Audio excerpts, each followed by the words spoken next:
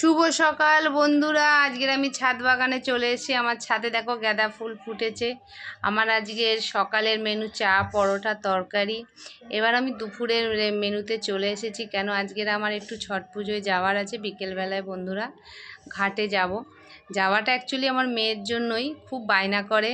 হ্যাঁ, একসঙ্গে আগে ছোটোবেলায় তো আমার বোনের মেয়ে, আমার বান্ধবীর মেয়ে, আমরা সবাই একসঙ্গে এনজয় করতাম।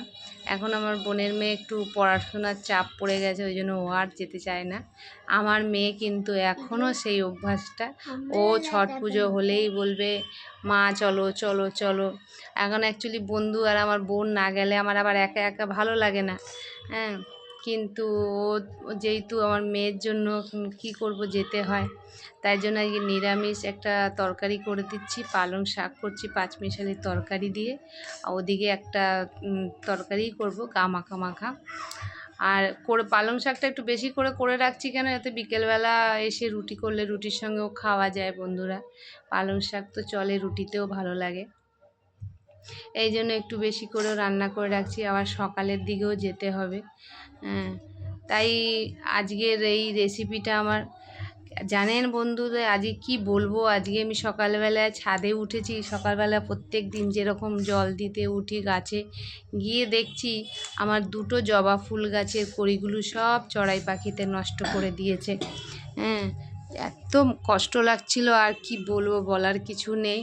হ্যাঁ, একটা গাছ না, দুটো গাছ পাশাপাশি যেহেতু ছিল, তাই জন্য দুটো গাছেরই কড়িগুলো ওরা ঠুকরে ঠুকরে সব নষ্ট করে দিয়েছে।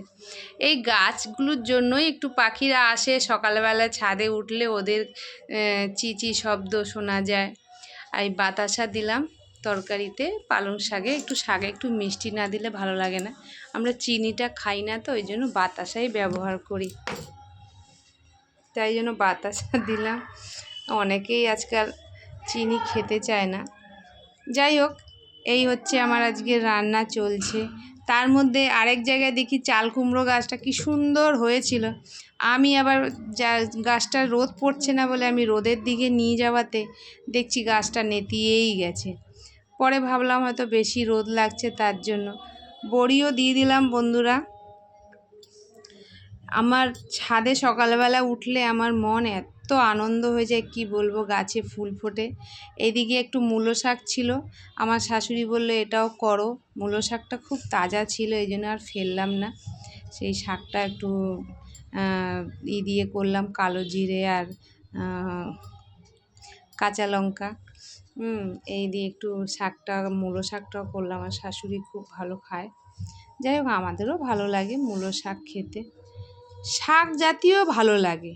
দুপুরবেলায় যদি একটু লাঞ্চে থালিতে যদি শাক থাকে, তাহলে আর কিছু লাগে না। এই হচ্ছে আমাদের মেনু। আমার তো নিরামিষ সবজি বলো, শুক্তো বলো, শাক, এ সমস্ত দুপুরবেলা খেতে খুবই ভালো লাগে। শাকেও বন্ধুরা অর্ধেক টুকরো বাতাসা দিয়ে দিলাম, মানে হাফ বাতাসা দিয়ে দিলাম। শাক একটু খার জাতীয় তো, তাই জন্য একটু শাকে মিষ্টি দিতে হয় শাক। আর সবথেকে বড় কথা কি, যদি একটু মিষ্টাত্ব ভাব থাকে, দেখবেন টেস্ট অন্যরকম চলে আসে। দেখো বন্ধুরা, আমি এবার ছট পুজো বিকেলের দিকে চলে গেলাম। যার সঙ্গে গেছি উনি বিকেলবেলা ডন্ডি কাটছে। আমার একটা বান্ধবী, ওদের নিয়ম জল ছিটাতে হয় আগে, তারপরে উনি ডন্ডি কাটেন। হ্যাঁ, সেই ও জল ছিটাচ্ছে আর আমি পাশ দিয়ে হেঁটে আসছি। এবার ওই ঘাটে এসেছি আমরা। ঘাটে ওদের কুলো ঠুলো যেগুলো রাখতে হয়, তারপরে উনি ওই যে ঘাটের মধ্যে দাঁড়িয়েছিল। আমার মেয়ে বিকেলবেলায় এসে বাজি ফাটিয়েছে ওখান থেকে আসার পরে রাত্রিবেলা। আজকের দিনটা এখানেই বন্ধুরা শেষ করছি, কাল আবার দেখা হবে।